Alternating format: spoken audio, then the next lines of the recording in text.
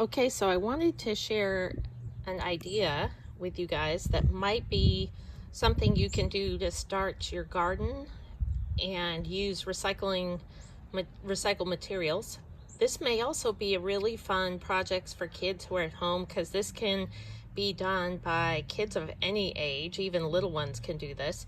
And this is a seed starter made out of recycled materials. So what we did was we saved all these K-cups and from our Keurig coffee machine, and you'll see that we saved up just enough that the bottom, they're already pierced from where you've put them through the Keurig machine. So we save these up, we peel the metal piece that's on the top, we peel that off. It looks like aluminum foil almost kind of thing, a little stronger than that, but similar. And then what we did was we take that, and that's the only part that gets thrown away anymore. So the great part about that is that's just a little tiny bit. And I'm sure we could probably think of something fun to do with that even. But we saved the bottom parts, and then you could just get a tray, like, any rubber base, tray or metal cookie sheet. This was actually from some chicken that we bought at our local Safeway. Once we cooked it, we rinsed out or washed out the bottom tray and kept it because it's really actually heavy duty plastic. And so what we did was we kept collecting these until we had a tray full.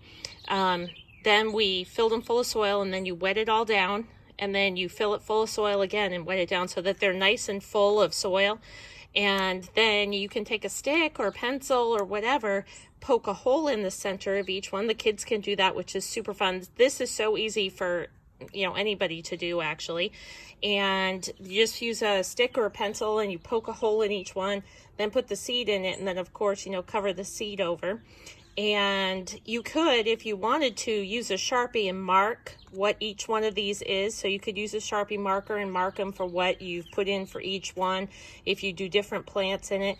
And this could be a really fun project for the kids to do and watch how the plants grow. You could add in something like read about, planting a garden. You could do all sorts of fun stuff, and it gets the kids outside. And if it's cold where you are right now, this would still be a fun project because the kids could do this, and all you would need is a sunny, warm window sill on the inside, of course, inside. Put it on a nice, warm windowsill and let it start sprouting, and then hopefully, in the next few weeks as these start to grow, the kids can see them growing, and then you guys can take them outside and plant them. And if it's still too cold, you could upcycle and put them into something else or into a bigger container until you can plant them outside.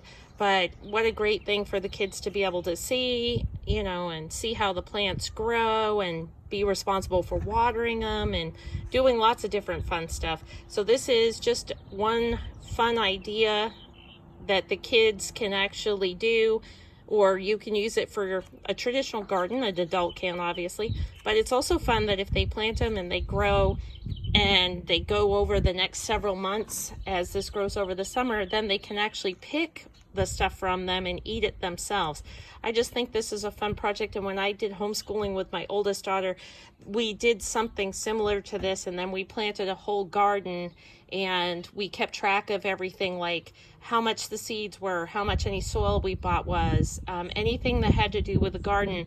And then what we did with her was we planted all of these, and then when they started producing like tomatoes and cucumbers and peas and things like that, we actually collected them, weighed them. So she learned about weighing, how much things weighed, things like that. And then what we would do is look either when we were at the grocery store or in a one of the ads that they got, and see how much this would have cost. So if we got a pound of tomatoes, how much of cherry tomatoes, how much did a pound of cherry tomatoes cost? And then she had to figure that out and put it into her little garden diary and keep track of how much she got out of her garden. And it was really fun because she learned math, she learned shopping stuff, organic gardening, because we didn't use any pesticides or anything in the garden, things like that. So it was a full-on fun homeschool project, but you don't have to take it that far. So, and again, all of this stuff doesn't end up in landfill. Okay. I hope you guys try this. It was super fun.